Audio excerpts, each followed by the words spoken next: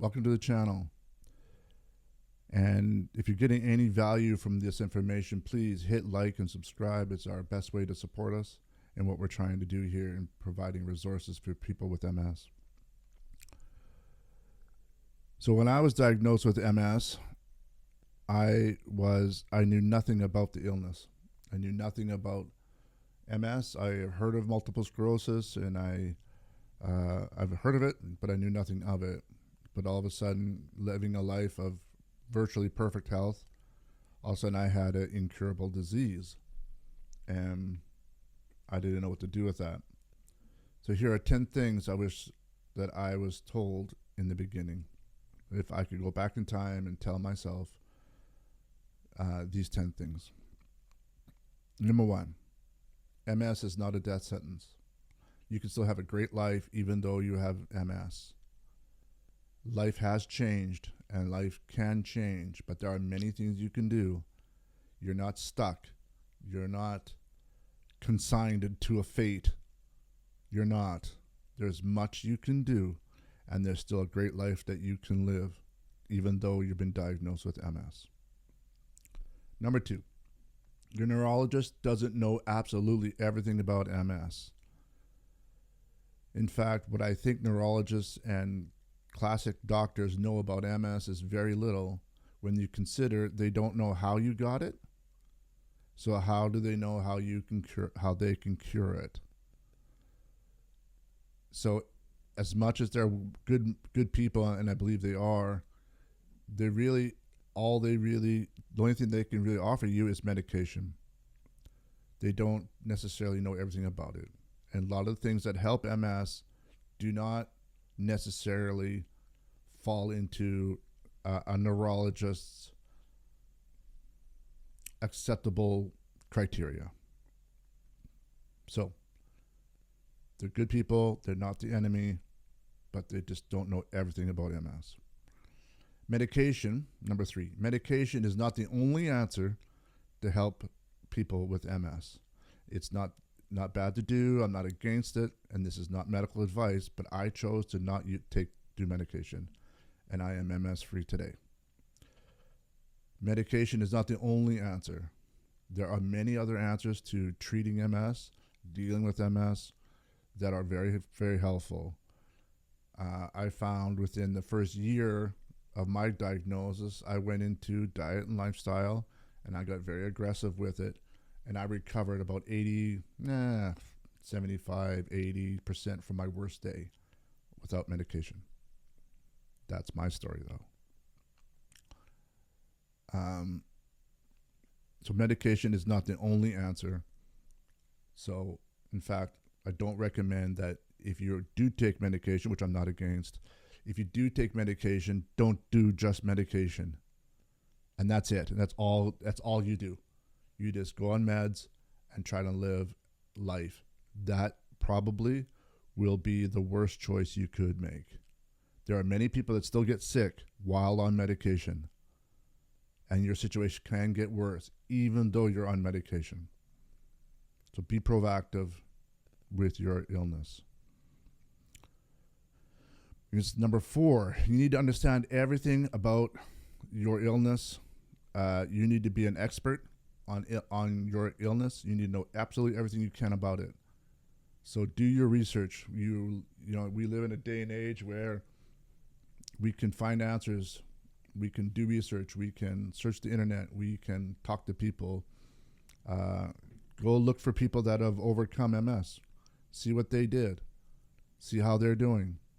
Ask them questions. People that have done well with their illness are happy to share. And there's lots of great information out there. But you need to know. You need to be absolutely educated, as much, if not better, than your neurologist. Because you're the one who has everything to lose. Your neurologist does not. Number five, realize that not other people are not going to understand your illness. They're not going to get it. They're going to look at you and go, you look great. You look healthy, especially in the early days. People are not going to understand that you struggle, and you struggle in different areas and different days, and nobody's MS is the same.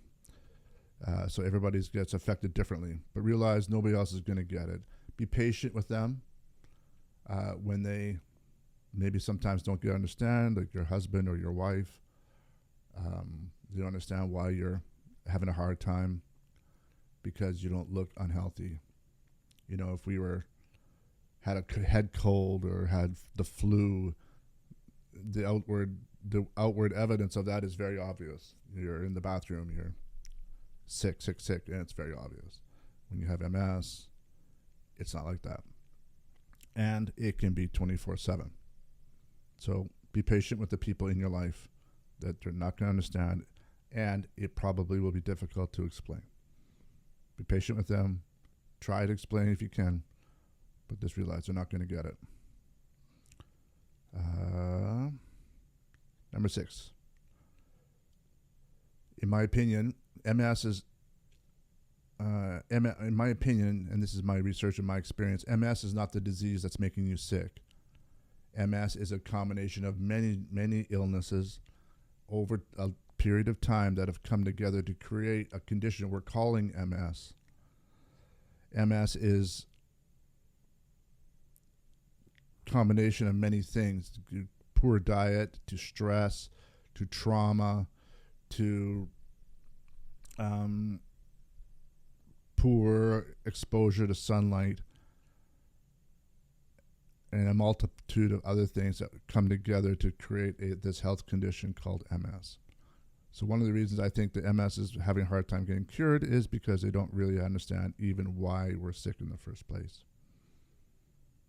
Number 7, you must take total and complete ownership of your health now. And I mean right now. The sooner and quicker you become proactive, the better. But you must understand you must be your own advocate. You must be in the driver's seat of your health. You must take charge of it.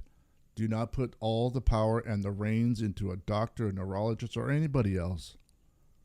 You must understand it. You must take control. You must take action on this illness. And do it now. Because now all the health that you still have is a resource to you.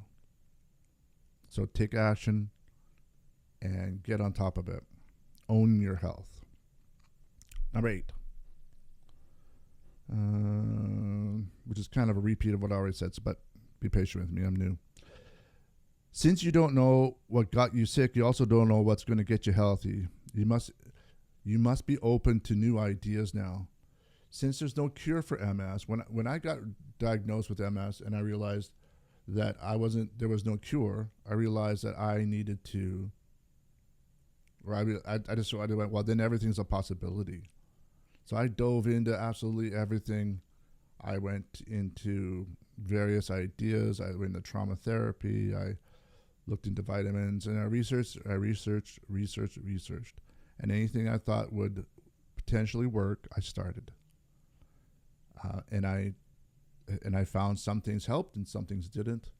And I would try anything within reason.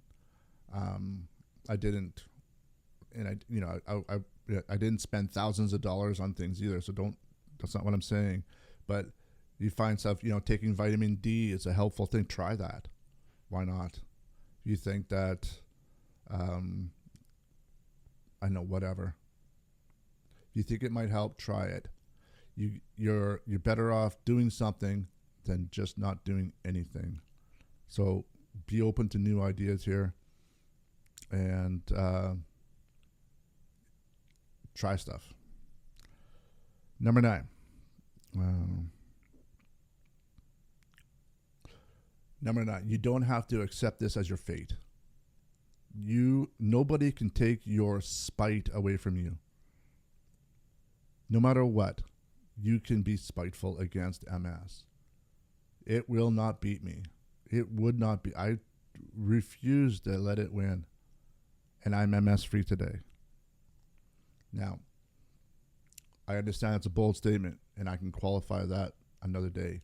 But you do not accept MS as your fate. It is not your demise. It's not the closing of the last chapter of your book. It does not have to be that. You do not have to accept this as your fate, it's over. Okay? You don't. You do have a road to walk.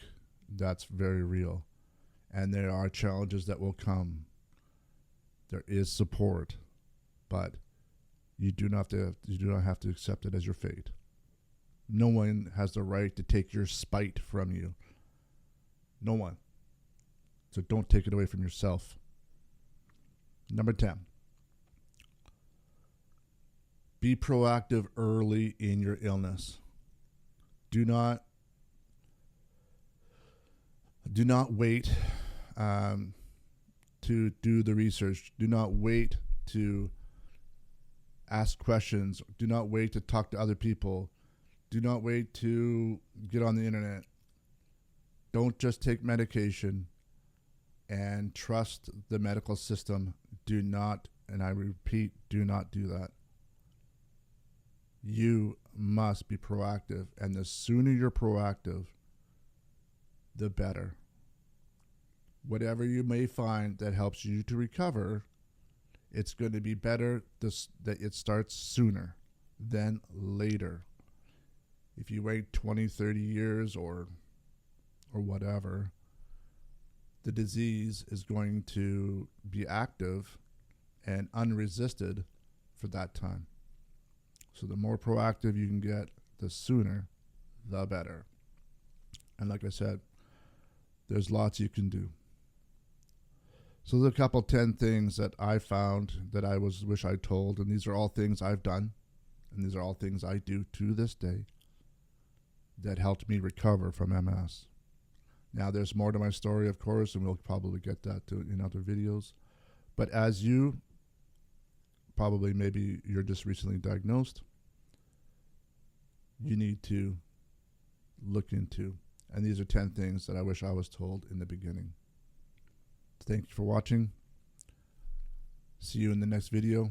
And don't forget to hit like and subscribe if you're getting value.